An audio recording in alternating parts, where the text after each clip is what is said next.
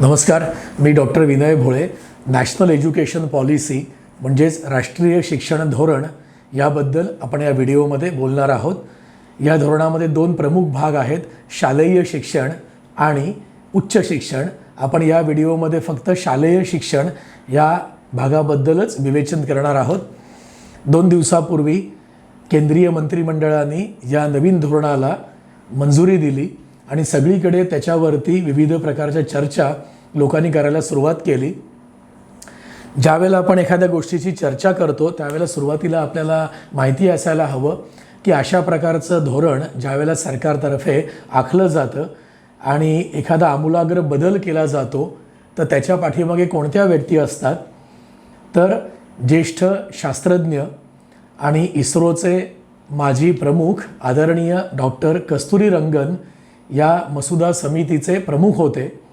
Doctor Kasturirangan यांना भारतात आणि भारताबाहेर अनेक पुरस्कार मिळालेले आहेत. त्यांना आपल्या सरकारतर्फे पद्मश्री, पद्मभूषण, पद्मविभूषण अशा विशेष पुरस्कारांनी सन्मानित केलेलं आहे. ते 2 विद्यापीठांचे चॅन्सलर आहेत.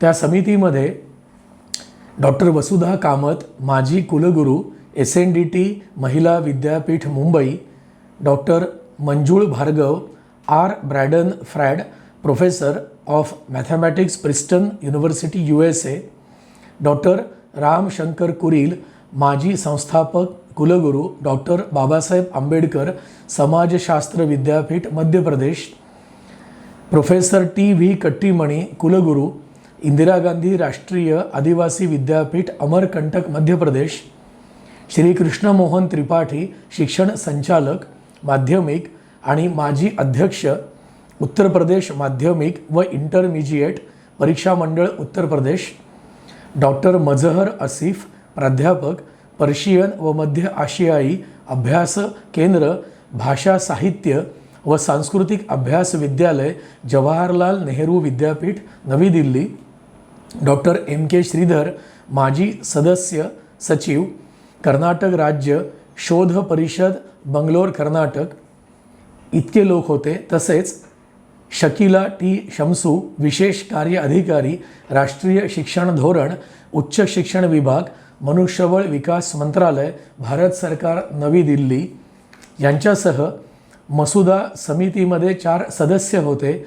Doctor Manjul Bhargava, K. रामचंद्रन, सल्लागार, राष्ट्रीय शैक्षणिक नियोजन व प्रशासन संस्था नवी दिल्ली, अनुराग बेहर, CEO अझीम प्रेमजी फाउंडेशन व कुलगुरू, अझीम प्रेमजी विद्यापीठ Bangalore, Leena Chandran Wadia, Observer Research Foundation Mumbai. तर सर्वप्रथम सगळ्यांना एक लक्षात घेण्यासारखा मुद्दा आहे. यातील काही व्यक्तींचं शिक्षण क्षेत्रातील योगदान 50 वर्षांपेक्षा सुद्धा जास्त आहे. अशा अनेक तज्ज्ञ व्यक्तींनी या मसुदा समितीमध्ये काम केलेलं आहे. या सगळ्या लोकांचा अनुभव लक्षात घेता संपूर्ण भारतामधल्या शिक्षणामध्ये आमूलाग्र बदल करण्यासाठी हे बदल सुचवलेले आहेत. आता बरेच लोक असं म्हणतात की अनेक वर्षांनी असे बदल आले, साधारणतः 34 वर्षांनी हे बदल आले. त्याच्या पाठची पार्श्वभूमी आपण लक्षात घेऊया. भारताला स्वातंत्र्य मिळाल्यानंतर युनिव्हर्सिटी एज्युकेशन कमिशन हे 1948-49 मध्ये स्थापन झालं. सेकंडरी एज्युकेशन कमिशन हे 52-53 मध्ये कार्यरत झालं. या दोन्ही कमिशन्समधनं अनेक सूचना शिक्षण क्षेत्राकरता दिल्या गेल्या. एज्युकेशन कमिशन 64 ते 66 याच्यामध्ये एक शिक्षणतज्ञ डॉक्टर DS कोठारी यांनी अनेक सूचना केल्या. त्याला कोठारी कमिशन असं देखील म्हटलं जातं. आणि नॅशनल पॉलिसी ऑन एज्युकेशन 1968 मध्ये प्रथम आली. त्यामुळे 68 सालामध्ये शिक्षण क्षेत्रामध्ये खूप मोठे बदल केले गेले. त्याला आता 52 वर्ष झाली. नंतर 1976 मध्ये 42वी कॉन्स्टिट्यूशनल अमेंडमेंट म्हणजे पुनर्रचना केली गेली, काही बदल केले गेले आणि त्याच्यामध्ये एज्युकेशन इन कॉन्करंट लिस्ट आणली गेली. नॅशनल पॉलिसी ऑन एज्युकेशन म्हणजे NPE 1986 मध्ये आली. त्यामुळे आपण बातम्यांमध्ये किंवा सगळ्या चर्चांमध्ये जे बघतो आहोत की गेल्या 34 वर्षांमध्ये असे बदल झाले नव्हते. याचे कारण national policy on education NPE 1986मध्ये आलेली पॉलिसी. या पॉलिसीमध्ये काळानुरूप 4 वर्षांनी काही बदल केले गेले. NPE 1986मध्ये 1992मध्ये काही बदल केले गेले. त्यानंतर अनेक वर्षांनी TSR सुब्रमण्यम कमिटीने त्यांचा रिपोर्ट दिला. तो दिवस होता 27 मे 2016. म्हणजे 1992 पासून 2016पर्यंत मध्ये आमूलाग्र बदल होतील असं काही घडलं नव्हतं. आणि डॉक्टर कस्तुरीरंगन कमिटीने त्यांचा रिपोर्ट दिला 31 मे 2019. आणि त्याच्यानंतर हा शैक्षणिक धोरणाचा भाग आपल्या समोर आला. केंद्रीय मंत्रिमंडळाने त्याला मान्यता दिली. आता याच्यामध्ये काय मुद्दे आहेत आपण बघणार आहोत. पण मी परत एकदा सांगतो, या व्हिडिओमध्ये फक्त शालेय शिक्षण इतकाच विभाग आपण लक्षात घेणार आहोत. उच्च शिक्षणाकरता वेगळ्या व्हिडिओमध्ये आपण डिस्कशन करू. 10वी 12वीच्या परीक्षा यापुढे रद्द होऊन 5वी 8वी 11वी पदवीची अंतिम परीक्षा महत्त्वाची असणार आहे. अशा प्रकारचे काही मुद्दे लोकांसमोर आले आणि त्यांच्या मनामध्ये संभ्रम निर्माण झाला आणि त्यांना असं वाटायला लागलं की राष्ट्रीय शिक्षण धोरण मसुदा 2019 नक्की काय आहे. त्याच्याकरता आपण त्या ठिकाणी बोलत आहोत. सध्याचा 5+2+3 हा पॅटर्न रद्द करून नवा पॅटर्न आलेला आहे. त्याबद्दल लोकांच्या मनामध्ये अनेक संभ्रम आहेत. म्हणजे इयत्ता 9वी ते 12वी एकत्र करून 4 वर्षांचा कोर्स तयार केलेला आहे. त्याच्यामध्ये सायन्स आर्ट्स कॉमर्स अशा प्रकारचा कुठलाही भेद नसून कला म्हणजे आर्ट्स, वाणिज्य म्हणजे कॉमर्स आणि शास्त्र म्हणजे सायन्स अशा शाखानिहाय कुठल्याही प्रकारचा फरक त्यामध्ये नसेल. आणि एकूण 8 सेमिस्टर, कारण 4 वर्ष म्हटल्यावर प्रत्येक वर्षांची 2 अशी 8 सेमिस्टरचा हा कोर्स असेल. त्याच्यामध्ये भाषा, गणित आणि शास्त्र या विषयांना विशेष महत्त्व दिलेलं असेल. त्याशिवाय विद्यार्थ्यांना त्यांच्या आवश्यकतेनुसार, आवडीनुसार विषय सिलेक्ट करता येतील. मुळामध्ये 6व्या वर्षी मूल पहिलीमध्ये प्रवेश करणार आहे. तिथपासून 18 वर्षांपर्यंत शाळेत विद्यार्थी असतील. म्हणजे 11वी 12वीला आपण जे ज्युनियर कॉलेज म्हणतो त्याच्याऐवजी 18 वर्षांपर्यंत विद्यार्थी शाळेमध्ये असतील. आता विद्यार्थ्यांना शिकवणाऱ्या शिक्षकांकरता स्वतंत्र BEd रद्द करून 4 वर्षांचा इंटिग्रेटेड पदवी कोर्स सुरू करण्यात येणार आहे. म्हणजे नेहमीच्या पदवीबरोबरच BEdचा अभ्यासक्रम असेल आणि एकंदर 4 वर्षांचा कोर्स पूर्ण केल्यानंतर त्या विद्यार्थ्याला, ज्याला शिक्षक व्हायचं आहे, त्याला पदवी आणि BEdची पदवी म्हणजे त्याची आवश्यक असलेली मूळ पदवी प्लस BEdची पदवी अशा 2 पदव्या त्याला मिळतील. 12वी नंतर थेट या कोर्सला प्रवेश घेता येईल. आणि हे शिक्षक प्राथमिक आणि माध्यमिक शाळांमध्ये नियुक्तीसाठी पात्र असतील. ज्यांनी इंटिग्रेटेड BEd कोर्स केलेला नाही ते पदवीनंतर, म्हणजे लक्षात घ्या 12वी नंतर इंटिग्रेटेड कोर्स 4 वर्षांचा आहे. त्यांनी जर एखाद्या व्यक्तीने तो केलेला नाही आहे आणि त्याला जर शिक्षक व्हायचं असेल तर त्यांनी पदवीनंतर त्यांना BEd कोर्स करणं शक्य आहे. त्याच्याकरता काय दिलेलं आहे तर ज्यांनी इंटिग्रेटेड BEd केलेलं नाही ते पदवीनंतर ज्या महाविद्यालयामध्ये इंटिग्रेटेड BEd आहे अशा ठिकाणी 1 वर्षांचा BEd कोर्स करून शिक्षण क्षेत्रामध्ये शिक्षक म्हणून येऊ शकतील. व्यावसायिक शिक्षण याला महत्त्व दिलेलं आहे. इयत्ता 6वी नंतर 3 भाषा शिक्षण पद्धती सुरू केली जाईल. म्हणजे 6वी नंतर विद्यार्थ्यांना 3 भाषा शिकणं शक्य असेल, ज्यामध्ये स्थानिक भाषेला प्राधान्य दिलं जाईल. म्हणजे थोडक्यामध्ये स्थानिक किंवा राज्यभाषा जी सगळीकडे वापरली जाते आणि अनेक लोक ज्या वेळेला म्हणतात की मला राज्यभाषा येत नाही, त्यावर हा उत्तम तोडगा असेल. ज्या प्रदेशामध्ये हिंदी बोलली जात नाही त्या प्रदेशामध्ये हिंदी भाषा शिक्षणाला प्राधान्य दिलेलं या ठिकाणी नमूद केलेलं आहे. तर हिंदी भाषिक प्रदेशामध्ये इतर कोणत्याही मान्यताप्राप्त भारतीय भाषेला प्राधान्य दिलं जाईल. इंग्रजीला कमी महत्त्व दिलं जाईल असा एक संभ्रम आहे, पण तसं नाही आहे. जगामध्ये इंग्रजी कमर्शियल भाषा म्हणून वापरली जाते. इंग्रजीचा अवास्तव स्तोम न माजवता याच्यामध्ये असं म्हटलेलं आहे, इंग्रजीला 3ऱ्या क्रमांकाची भाषा म्हणून निवडता येईल किंवा पर्याय म्हणून दुसरी भाषा म्हणून देखील स्वीकारता येईल. वयोगट 3 ते 8 मधील शिक्षण हे मूलभूत शिक्षण समजलं जाईल. त्यासाठी बालसुलभ शिक्षण आणि अभ्यासक्रम विकसित केला जाईल. आता याच्यामध्ये नक्की काय त्यांना अपेक्षित आहे, तर 3 ते 8 या वयोगटातील मुलांसाठी उपक्रमाधारित खेळांच्या माध्यमातून आणि फ्लेक्झिबल म्हणजे लवचिक असलेले शिक्षण दिले जाईल. म्हणजे 3 ते 8 वर्षांची मुलं लहान असतात, त्यांना खडूफळा पद्धतीने जर शिकवलं तर बऱ्याचदा समजत नाही. त्यासाठी खेळ आणि विविध अन्य माध्यमातून शिक्षण दिलं जाईल. पूर्व प्राथमिक शिक्षण पूर्ण होईपर्यंत मुलांमध्ये मूलभूत साक्षरता आणि संख्याज्ञान याच्याकरता प्रयत्न केले जातील. म्हणजे मुलांना लिहिता आलं पाहिजे, लिहिलेलं वाचता आलं पाहिजे, नीट बोलता आलं पाहिजे आणि संख्याज्ञान म्हणजे न्यूमरिकल्सबद्दल, म्हणजे बेरीज वजाबाकी गुणाकार भागाकार याच्याबद्दल एक ठराविक ज्ञान असलं पाहिजे असा या ठिकाणी अंतर्भाव केलेला आहे. शाळांमध्ये असलेल्या हुशार मुलांना अपेक्षित शिक्षण मिळण्यासाठी राष्ट्रीय शिक्षण कार्यक्रमाच्या अंतर्गत आठवड्याला 5 तासांचं अतिरिक्त शिक्षण पुरवलं जाईल.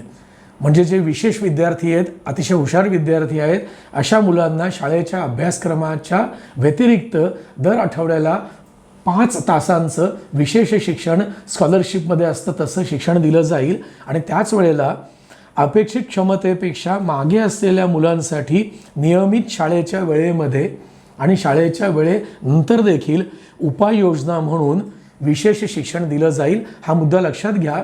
अतिशय हुशार विद्यार्थी आणि अतिशय सामान्य विद्यार्थी यांच्याकरता स्पेशल कोचिंगची व्यवस्था याच्यामध्ये केलेली आहे. प्रत्येक विद्यार्थ्याकडे नीट लक्ष देता यावं यासाठी विद्यार्थी आणि शिक्षक यांचं प्रमाण ठरवलेलं आहे. 30 विद्यार्थ्यांमागे 1 शिक्षक असं प्रमाण इथे सुचवलेलं आहे. सध्या काही शाळांमध्ये 50, 60 किंवा त्याहून जास्त विद्यार्थी असतात, त्यामुळे शिक्षकाला विद्यार्थ्यांकडे लक्ष देणं शक्य होत नाही. त्यासाठी 30 विद्यार्थ्यांकरता 1 शिक्षक असं प्रमाण सुचवलेलं आहे.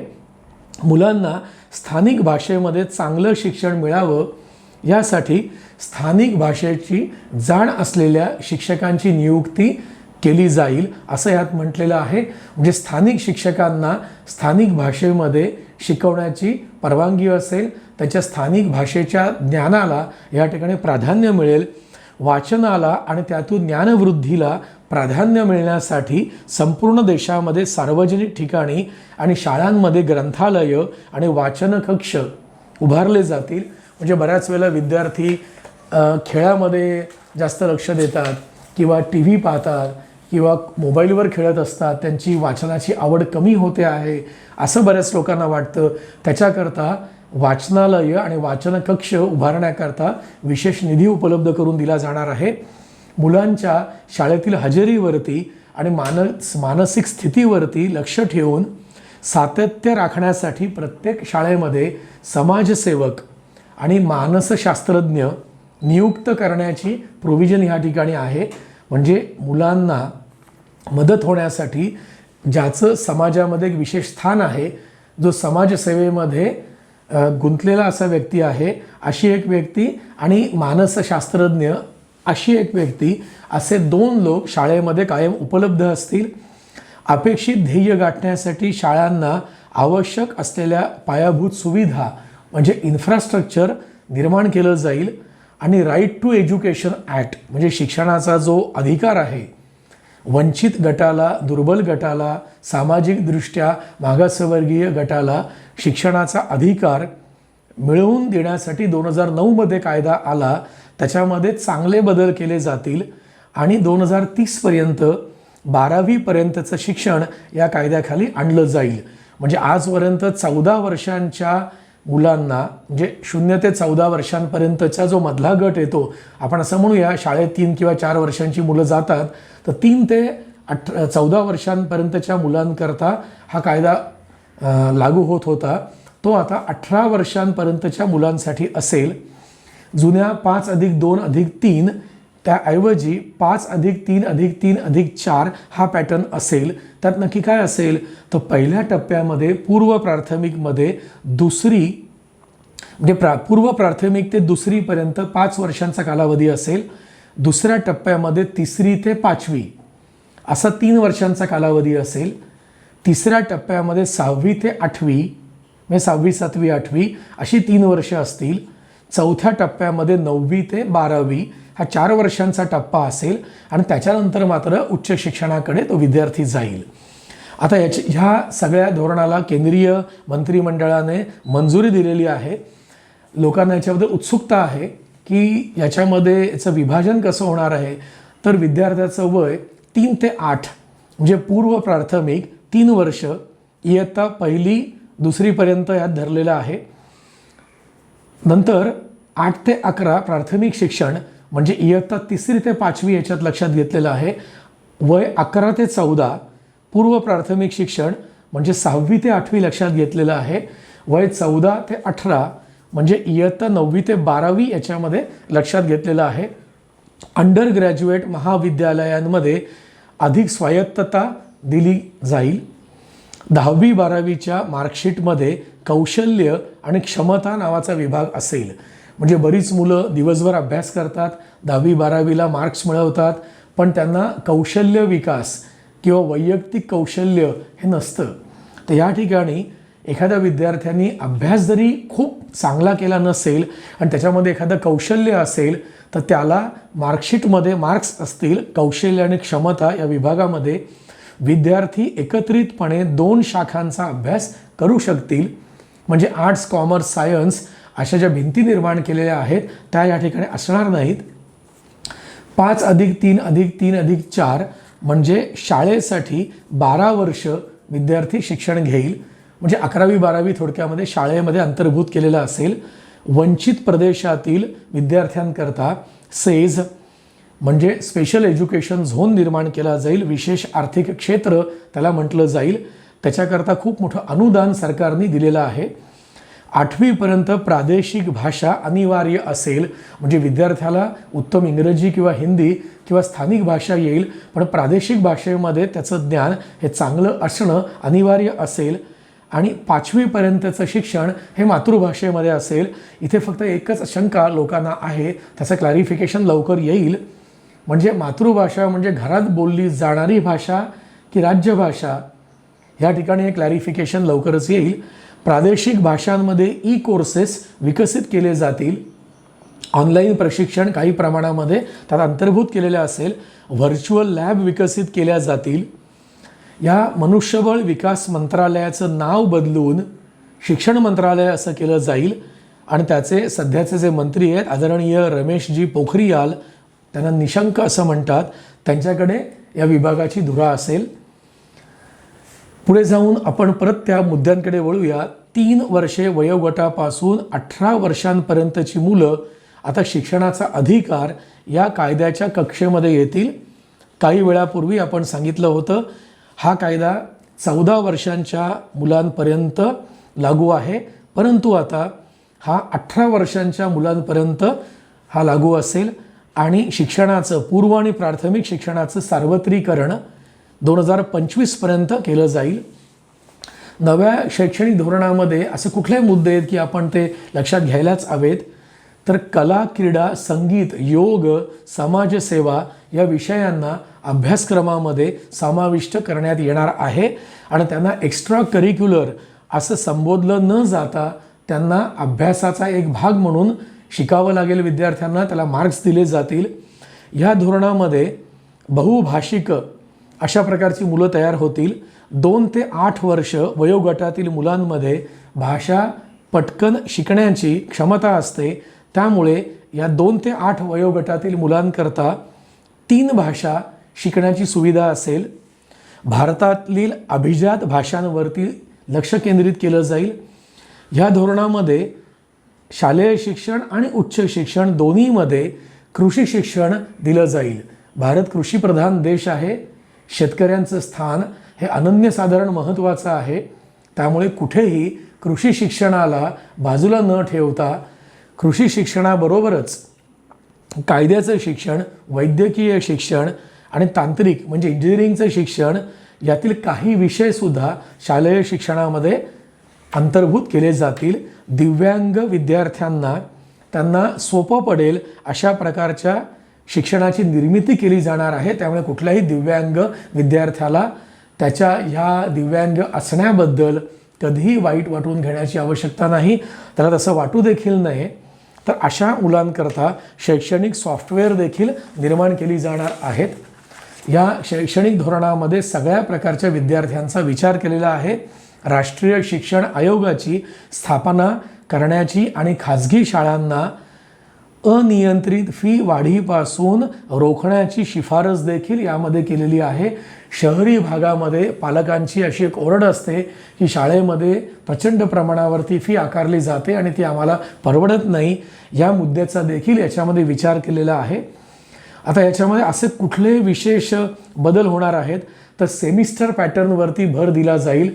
म्हणजे सातत्याने शिकणं, परीक्षा लिहिणं आणि मुलांचे इव्हॅल्युएशन सतत होणं हे याच्यामध्ये अंतर्भूत केलेलं आहे. आणि सरकारी आणि खाजगी शाळांमधील शिक्षण हे समान दर्जाचं असेल असे असंख्य मुद्दे या शैक्षणिक धोरणामध्ये घेतलेले आहेत. तर आपण यामधल्या आता मुद्द्यांवरती सखोल विवेचन करू. प्रारंभिक बाल्यावस्थेतील शिक्षण हा या मसुद्यातला पहिला मुद्दा त्यांनी दिलेला आहे. 3 ते 6 वयोगटातील सर्व मुलांना प्रारंभिक बाल्यावस्थेतील दर्जेदार निगा व शिक्षण दिलं जाणार आहे. म्हणजे 3 ते 6 वर्षाच्या मुलांना स्वच्छता, आरोग्य याबद्दल सुद्धा बरंचसं काही शिकवलं जाईल. आणि याकरता सरकार खूप मोठी गुंतवणूक करणार आहे. इयत्ता 1 ते 5वीच्या विद्यार्थ्यांना प्रारंभिक भाषा आणि गणित याच्यावरती विशेष लक्ष देऊन त्यात पारंगत करण्याचा यामध्ये अंतर्भाव केलेला आहे. पायाभूत साक्षरता आणि अंकज्ञान त्या मुलांना देण्याची सोय याच्यामध्ये असेल. व्यावसायिक म्हणजे पेशाविषयक शिक्षण आणि शैक्षणिक शाखांचं एकीकरण यामध्ये योजलेलं आहे. म्हणजे शाळांमध्ये शिकवल्या जाणाऱ्या विषयांमध्ये विज्ञान, समाजशास्त्र, कला, भाषा, क्रीडा, गणित यांना समान महत्त्व दिलं जाईल. 2030 पर्यंत ग्रॉस एनरोलमेंट रेशो म्हणजे एकूण विद्यार्थ्यांपैकी पुढील शिक्षणासाठी प्रवेश घेणाऱ्या विद्यार्थ्यांचे गुणोत्तर हे लक्षात घेऊन ते 100% करण्याचा मानस आहे. याचा अर्थ असा येतो की विद्यार्थी शाळेमध्ये प्रवेश घेतात. शहरांमधील झोपडपट्ट्यांतील विद्यार्थी किंवा ग्रामीण भागातील विद्यार्थी गरिबीमुळे किंवा घरच्या व्यवसायाला मदत करण्यासाठी शाळा सोडून देतात. तर असं कुठल्याही विद्यार्थ्यांचं नुकसान होऊ नये त्यांनी पुढील वर्षांमध्ये प्रवेश घेतला पाहिजे.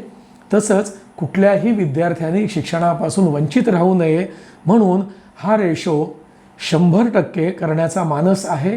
आणि ते लगेच 2 दिवसात अपेक्षित नाही आहे. तो जो सगळा बदल आहे तो 2030 पर्यंत व्हावा असा यामध्ये अपेक्षित भाग धरलेला आहे. न्याय्य व सर्व समावेशक शिक्षण इथे अंतर्भूत केलेलं आहे. म्हणजे जन्म व कौटुंबिक पार्श्वभूमी यांच्याशी निगडीत परिस्थितीमुळे जर एखाद्या मुलाला किंवा मुलीला शिकण्याच्या आणि प्रगतीच्या एकाही संधीला मुकावं लागलं तर ती दुःखाची बाब आहे. तसं होऊ नये याच्याकरता समाजामधल्या सगळ्या घटकांमधल्या सगळ्या विद्यार्थ्यांना, सगळ्या मुलामुलींना शिक्षणाचा न्याय्य व सर्व समावेशक अधिकार या ठिकाणी प्रदान केला जात आहे. मुलांना शिकवणारे शिक्षक हे दर्जेदार जर असतील तर विद्यार्थी उत्तम प्रकारे शिक्षण आत्मसात करू शकतात. याकरता शिक्षकांची नेमणूक अतिशय सक्षम आणि पारदर्शक प्रक्रियेमार्फत केली जाईल. त्याकरता शिक्षकांना गुणवत्तेच्या निकषांनुसार बढती देण्यात येईल. केवळ वयानुसार त्यांना बढती मिळणार नाही. शैक्षणिक प्रशासक किंवा शिक्षकांचे शिक्षक होण्यासाठी प्रोग्रेशनचा मार्ग त्यांच्याकरता उपलब्ध असेल. म्हणजे शिक्षकांना सुद्धा स्वतःचा दर्जा वाढवण्याकरता प्रयत्न करावे लागतील. शालेय संकुल नावाची एक संकल्पना यामध्ये प्रथमच आणलेली आहे. म्हणजे 10 ते 20 शासकीय शाळांचा एक समूह केला जाईल. म्हणजे शाळा त्यांच्याच जागेवर असतील परंतु 10 ते 20 शासकीय म्हणजे गव्हर्नमेंटच्या शाळांचा एक समुदाय केला जाईल, ग्रुप केला जाईल. मग असा ग्रुप का करायचा आहे, तर या सगळ्या एकत्रित केलेल्या शाळांचा समुदाय पायाभूत सुविधा म्हणजे इन्फ्रास्ट्रक्चर, शैक्षणिक सुविधा म्हणजे ग्रंथालय असतील, लायब्ररीज किंवा कला संगीत याच्याबद्दल काही साधनं, त्यातील शिक्षक यांचा एकमेकांना उपयोग केला जाईल. आणि या सगळ्या धोरण निर्मितीमध्ये रेग्युलेशन म्हणजे त्याचं सगळं नियमन करण्यासाठी ऑपरेशन्स करता, शैक्षणिक बाबींकरता सुस्पष्ट व स्वतंत्र विचार प्रणाली रेग्युलेशन्स अस्तित्वात असतील. उच्च शिक्षणाकरता सुद्धा अनेक गोष्टी यामध्ये सुचवलेल्या आहेत, परंतु आपण सुरुवातीलाच सांगितलं की उच्च शिक्षणाकरता आपण वेगळ्या व्हिडिओमध्ये डिस्कस करणार आहोत. आता या सगळ्या बाबींचा विचार करत असताना काही मुद्द्यांकडे लक्ष देणं हे अगदी अनिवार्य आहे. म्हणजे ह्या धोरणामध्ये कुठले मुद्दे तपशीलवार आपल्याला बघायला हवेत. त्याच्यापैकी एक खूप महत्त्वाचा मुद्दा म्हणजे प्रारंभिक बाल्यावस्थेतील निगा व शिक्षण यांचं सबलीकरण. म्हणजे शिक्षक व पालक या दोघांमध्ये जर कोऑर्डिनेशन असेल तर विद्यार्थ्याचा विकास होतो. काही घरांमध्ये असं म्हटलं जातं की घरामध्येच मुलाचे आईवडील किंवा आजी आजोबा किंवा नातेवाईक किंवा मोठी भावंडं ही त्याच्या शाळेतील शिक्षकांची खिल्ली उडवतात किंवा शाळेतले शिक्षकसुद्धा पालकांबद्दल काहीसं चुकीचं मत व्यक्त करताना कधीकधी दिसतात. असं होऊ नये. त्यामुळे विद्यार्थ्यांच्या विकासाकरता पालक आणि शिक्षक यांनी एकत्र यावं याच्याकरता शिक्षक व पालक या दोघांच्याही दृष्टीने विचार करून प्रारंभिक बाल्यावस्थेतील शिक्षणासाठी अभ्यासक्रम व अध्यापनशास्त्र यांचा आराखडा म्हणजे संपूर्ण प्लॅन विकसित करण्यात येईल. त्यानुसार मार्गदर्शन म्हणजे मेंटॉरिंग केलं जाईल आणि सध्याच्या मनुष्यबळ विकास मंत्रालयाचं संपूर्ण नावच बदलून त्याला संपूर्ण शिक्षणाकरता पूर्ण केंद्रित करण्यासाठीच त्याचं नाव देखील शिक्षण मंत्रालय करण्यात येणार आहे. शालेय पूर्व शिक्षण प्रदान करण्याच्या शिक्षण प्रदान करणाऱ्या संस्थांकरता प्रभावी दर्जेदार ॲक्रेडिटेशन प्रणाली निर्माण करण्यात येईल. म्हणजे काय तर कॉलेजेस करता, सिनियर कॉलेजेस करता नॅक नावाचं एक नियमन करणारं एक प्रमाण आहे. म्हणजे national accreditation and assessment system एक आहे. तर तशा प्रकारची ॲक्रेडिटेशनची सिस्टीम शाळांकरता सुद्धा असेल. आपल्या मुलांच्या शैक्षणिक गरजा त्याच्याकरता पालकांना सक्षम होणं आवश्यक असतं. त्यासाठी पालक स्टेक होल्डर्स आहेत, म्हणजे पालकांचा सुद्धा शाळांमध्ये सहभाग आहे. हे लक्षात घेऊन पालक हे भागधारक आहेत किंवा स्टेक होल्डर्स आहेत असं लक्षात घेऊन पालकांच्या मागण्यांना विशेष महत्त्व या ठिकाणी दिलं जाईल. आणि आत्तापर्यंत आपण 2-3 वेळेला या व्हिडिओमध्ये उल्लेख केला म्हणजे शिक्षणाचा अधिकार किंवा राईट टू एज्युकेशन हा अधिनियम 2009 सालामध्ये आला. तो 14 वर्षांपर्यंतच्या मुलांसाठी होता. तो आता 18 वर्षांपर्यंतच्या मुलांसाठी असेल आणि सगळ्या वंचित समाजातील मुलांना याचा खूप फायदा होऊ शकेल. आता पुढे त्यांनी काय म्हटलंय, सर्व मुलांना पायाभूत साक्षरता आणि अंकज्ञान आत्मसात होण्यासाठी खूप प्रयत्न केले जातील. आता बऱ्याच गरीब मुलांना किंवा आदिवासी विभागातील मुलांना, ग्रामीण विभागातील मुलांना शाळा आणि त्यांचं घर यातलं अंतर खूप असतं. त्यांचा जेवण्याचा प्रश्न असतो. त्याकरता सरकारने अगोदरच माध्यान्ह भोजन म्हणजे दुपारचं जेवण देण्याची सुविधा शाळेमध्ये उपलब्ध केलेली आहे. त्या कार्यक्रमाचा विस्तार केला जाईल. म्हणजे मुलांना दर्जेदार अन्न पुरवण्यासाठी यामध्ये विशेष लक्ष दिलेलं आहे. अन्नाचा खर्च आणि वाढती महागाई याचा ताळमेळ राखून शाळांना जशी महागाई वाढेल तसा वाढीव निधी उपलब्ध करून दिला जाईल आणि मुलांना उत्तम प्रकारचं जेवण मिळेल याची ह्यामध्ये काळजी घेतलेली आहे. इयत्ता 1ली ते 5वीमध्ये प्रारंभिक भाषा आणि गणित याच्याकरता विशेष लक्ष दिलं जाईल. विद्यार्थ्यांना शिकवताना शिक्षकांना कुठल्याही प्रकारचा त्रास होऊ नये त्यांना सोयीस्कर व्हावं याच्याकरता उपयुक्त तांत्रिक साहित्य आणि सहाय्य पुरवलं जाईल. इयत्ता पहिलीतील सर्व विद्यार्थ्यांना शालेय पूर्वतयारी अभ्यास 3 महिन्यांचा एक अभ्यासक्रम आयोजित करून शिकवला जाईल. म्हणजे याचा अर्थ असा आहे, अगदी प्राथमिक लेवलच्या पहिलीतल्या शिकणाऱ्या मुलीला पहिलीमधला अभ्यासक्रम देखील जड जाऊ नये याच्याकरता पहिलीत प्रवेश करण्यापूर्वी 3 महिन्यांचा शालेय पूर्वतयारी अभ्यासक्रम शिकवला जाईल, ज्याच्यामध्ये मुलांना अगदी स्टुडंट फ्रेंडली मटेरियल देऊन त्यांना शाळेबद्दल एक प्रकारचं प्रेम आणि आकर्षण निर्माण व्हावं, शिक्षणाबद्दल एक प्रकारची म्हणजे ज्याला आपण म्हणतो की इच्छा निर्माण व्हावी, त्याच्याकरता हा अभ्यासक्रम असेल. पायाभूत साक्षरता आणि अंकज्ञान याच्याकरता शिक्षकांच्या शिक्षणाची पुनर्रचना करण्यात येईल. राष्ट्रीय शिक्षक कार्यक्रम आणि दोष निवारक निर्देशन सहाय्य कार्यक्रम म्हणजे रेमेडियल इन्स्ट्रक्शनल एड्स प्रोग्राम हा शिक्षकांकरता केलेला आहे. म्हणजे शिक्षकांच्या दर्जाचं नियमन देखील या प्रोग्रामच्या अंतर्गत केलं जाईल. आपण मगाशी सुद्धा डिस्कस केलं होतं, 30 विद्यार्थ्यांकरता एक शिक्षक असेल. समाजसेवक आणि एक काउन्सेलर म्हणजे समुपदेशक हा प्रत्येक शाळेकरता कंपल्सरी असेल.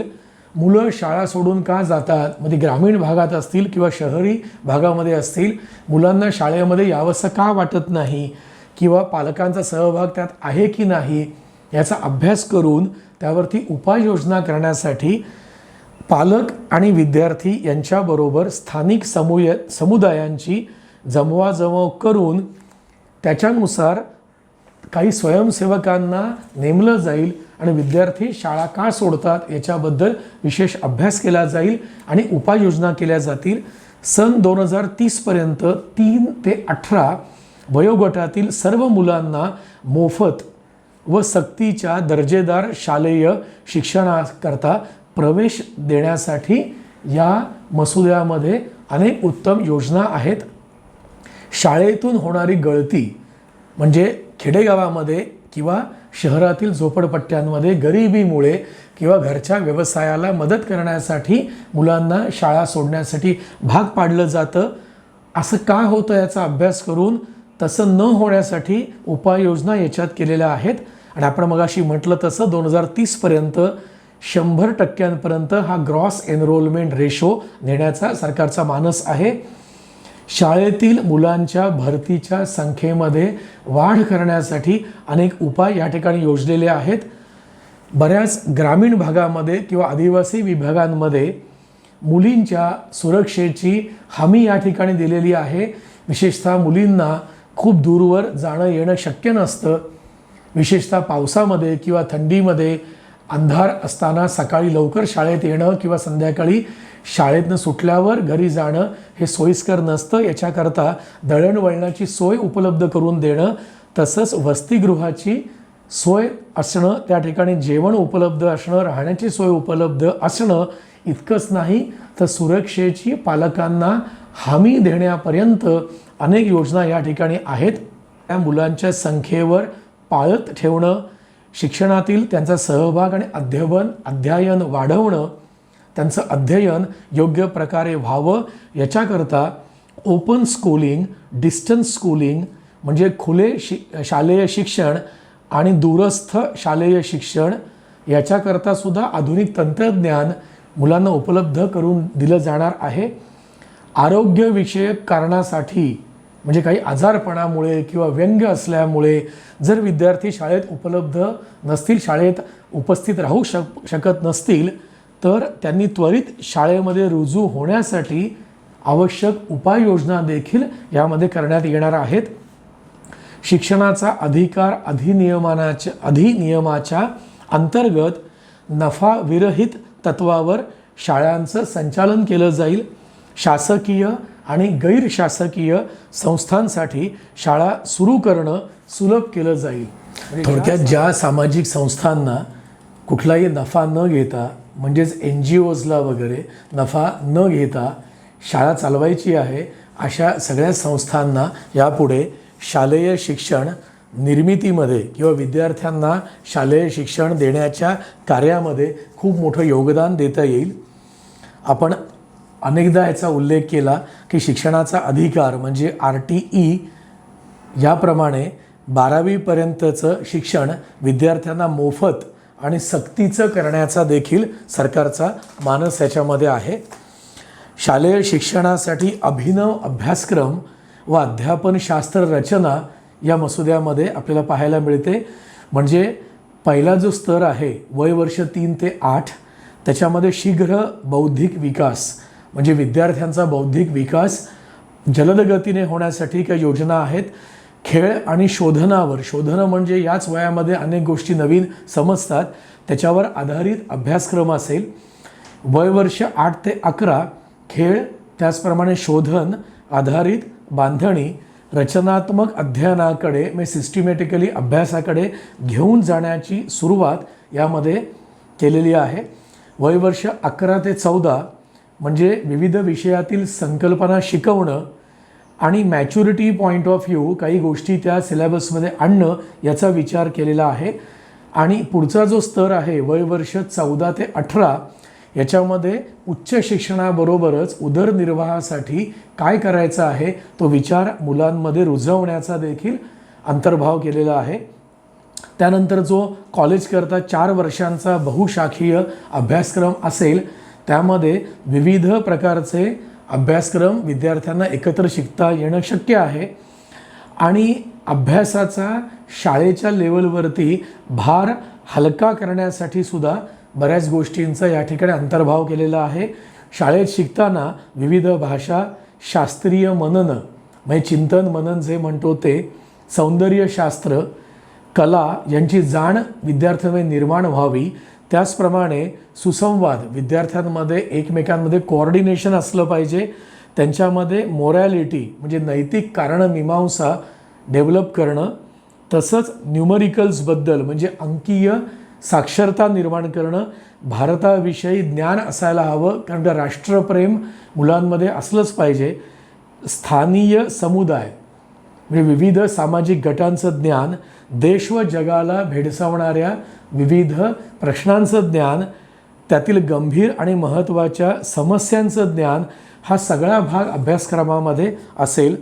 अभ्यासक्रम लवचिक करण्यावरती खूप मोठा यावरती भार दिलेला आहे. म्हणजे थोडक्यामध्ये फ्लेक्झिबल अभ्यास जर असेल तो मुलांना तो आवडतो. किमान 5वीपर्यंतचं शिक्षण जे आहे ते शक्यतो मातृभाषेमध्ये असावं असं म्हटलेलं आहे. आणि 8वीपर्यंतचं शिक्षण स्थानिक भाषेतून किंवा मातृभाषेतून देण्याबद्दल सुद्धा काही या ठिकाणी गोष्टी सुचवलेल्या आहेत.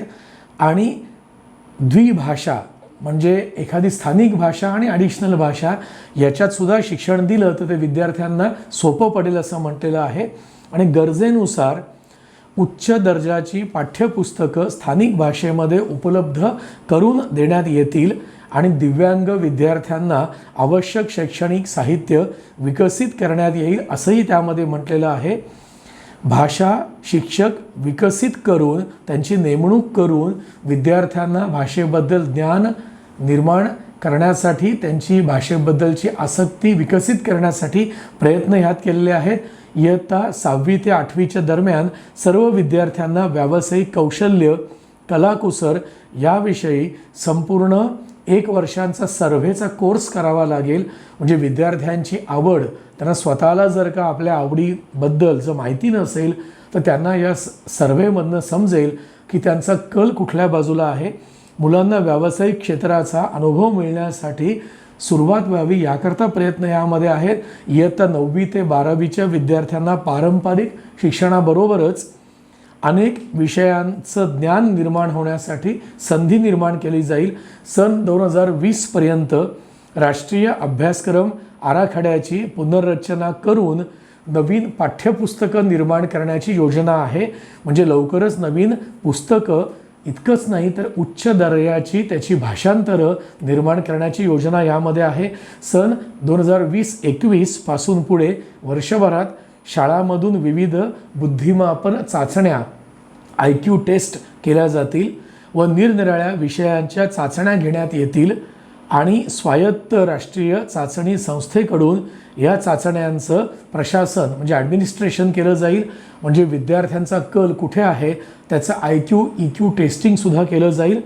विद्यार्थ्यांमधील असामान्य प्रावीण्य व स्वारस्य, विद्यार्थ्यांचा कल कुठे आहे, त्यांचं इन्क्लायनेशन कुठल्या बाजूला आहे, ते शाळा ते जिल्हास्तरीय संस्था निवासी कार्यक्रम त्यासाठी घेतले जातील. ऑलिम्पियाड्स, विविध स्पर्धा यांच्यामार्फत विषयानुरूप व प्रकल्पानुरूप पद्धतीने त्यांचा विकास केला जाईल. खूप मोठा महत्त्वाचा भाग शिक्षकांकडे असतो. त्यामुळे शिक्षक हे बदलाचे प्रणेते आहेत असं या संहितेमध्ये म्हटलेलं आहे. शिक्षक समाजातील सर्वात महत्त्वाच्या व्यक्ती आहेत आणि भविष्यातील अपेक्षित बदलाचे ते प्रणेते आहेत असं आदराने यामध्ये म्हटलेलं आहे. वंचित ग्रामीण व आदिवासी विभागातील हुशार विद्यार्थ्यांना 4 वर्षांचा एकीकृत केलेला BEd अभ्यासक्रम घेता यावा यासाठी गुणवत्तेवर आधारित शिष्यवृत्ती देण्याची योजना यामध्ये आहे. सर्व शाळांतील शिक्षकांची नियुक्ती सर्व समावेशक शिक्षक आवश्यकता नियोजन यावर आधारित असेल आणि त्याचे सगळे नियम हे अतिशय कडक असतील. शिक्षक पात्रता चाचणी किंवा टीचर एलिजिबिलिटी टेस्ट पास केल्यानंतरच त्या शिक्षकाची मुलाखत किंवा इंटरव्ह्यू घेतला जाईल आणि त्याच्या शिकवण्याचं म्हणजे अध्यापनाचं प्रात्यक्षिक घेतल्यानंतर ठरवलं जाईल की त्या शिक्षकाची अपॉइंटमेंट करायची की नाही, त्याची नियुक्ती करायची की नाही आणि शिक्षकांच्या सेवेची कालमर्यादा निश्चित स्वरूपाची असेल.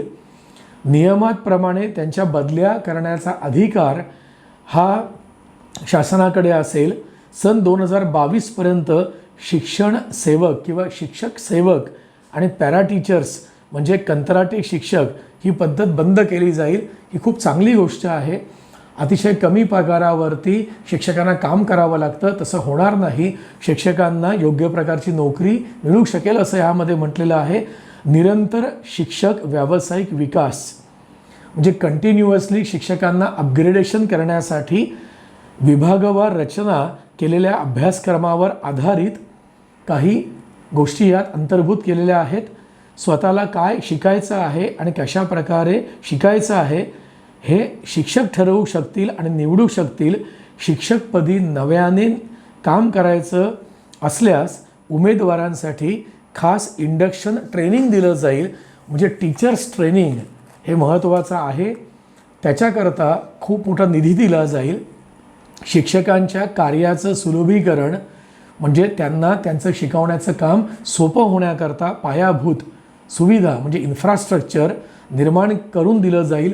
शिक्षकांना त्यांना आवश्यक असलेलं साहित्य निर्माण करून दिलं जाईल आणि निष्कारण तसंच कुठलंही सबळ कारण नसून रजा घेणाऱ्या किंवा रजा मंजूर नसताना गैरहजर राहणाऱ्या शिक्षकांना त्या रजेकरता जबाबदार धरण्यात येईल. अनेक मुख्याध्यापक त्यांना सुदृढ शालेय विकास प्रक्रिया आणि सहाय्यक शालेय संस्कृती निर्माण करण्यासाठी जबाबदार धरलं जाईल. भारतीय भाषांमध्ये उच्च दर्जाची साहित्याची निर्मिती केली जाईल. शैक्षणिक सहाय्य देऊन संस्थांचं पुनरुज्जीवन केलं जाईल.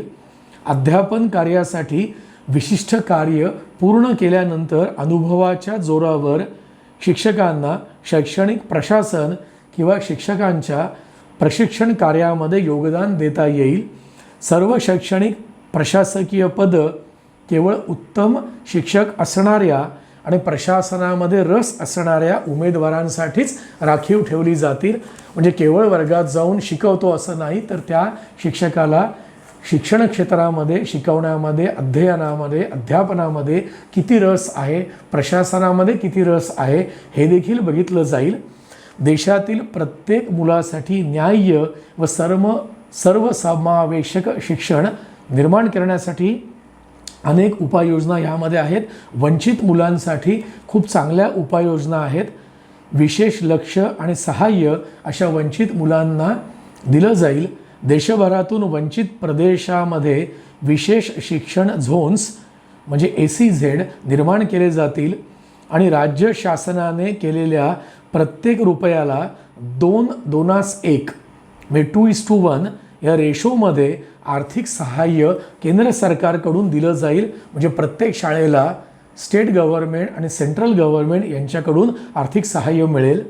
म्हणजे कुठलंही गव्हर्नमेंट आपली जबाबदारी याच्यामध्ये झटकणार नाही. आर्थिक जबाबदारीसुद्धा दोन्ही गव्हर्नमेंट्सला पेलावी लागेल. शिक्षकांना वारंवार प्रशिक्षण देऊन त्यांचं ज्ञान आणि कौशल्य अद्ययावत ठेवण्यासाठी सुद्धा प्रयत्न केले जातील.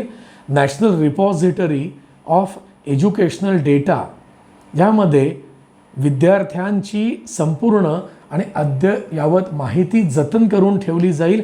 त्या माहितीचं विश्लेषण केलं जाईल. इतकंच नाही तर वैयक्तिकरित्या विद्यार्थ्यांना आर्थिक सहाय्य दिलं जाईल. गरीब विद्यार्थ्यांना शासनाकडून सहाय्य मिळेल. आदिवासी, जातीनिहाय, धर्मनिहाय समूहातील तसेच दिव्यांग विद्यार्थ्यांना आणि विशेष करून तृतीयपंथी मुलांना विद्यार्थ्यांना शिक्षणाचं म्हणजे मूल्य समजावं, त्यांना शैक्षणिक सुविधा मिळाव्यात यासाठी सुद्धा खूप मोठा फंड किंवा निधी दिला जाईल. आणि सर्व प्रकारच्या वंचित विद्यार्थ्यांना शिक्षणापासून वंचित राहू नये यासाठी खूप मोठे प्रयत्न ह्यामध्ये केले जातील. शालेय संकुलाच्या माध्यमातून शालेय शिक्षणामध्ये अनुशासन आणलं जाईल, एक डिसिप्लिन आणला जाईल. म्हणजे ज्या शाळांमध्ये विद्यार्थ्यांची संख्या अतिशय कमी आहे, 20पेक्षा कमी विद्यार्थी आहेत, अशा शाळा बंद करून त्यांचं विलिनीकरण बाकी शाळांमध्ये सुद्धा केलं जाईल. शालेय संकुलामध्ये आपण मगाशी लक्षात घेतलं होतं, शासकीय 10 किंवा 20 शाळांवरून एक संकुल केलं जाईल आणि त्या शाळांचा एक समुदाय करून त्याचा जो कोणी प्रमुख असेल त्याच्यावर नवीन जबाबदारी दिली जाईल. शालेय संकुलामध्ये सेमी ऑटोनॉमस म्हणजे निमस्वायत्त प्रकारची शिक्षण पद्धती असेल. एक माध्यमिक शाळा म्हणजे सेकंडरी स्कूल, इयत्ता 9वी ते 12वी आणि त्याच्या आसपास सर्व शासकीय शाळा मूलभूत आणि प्राथमिक किंवा माध्यमिक शालेय शिक्षण प्रदान करतील.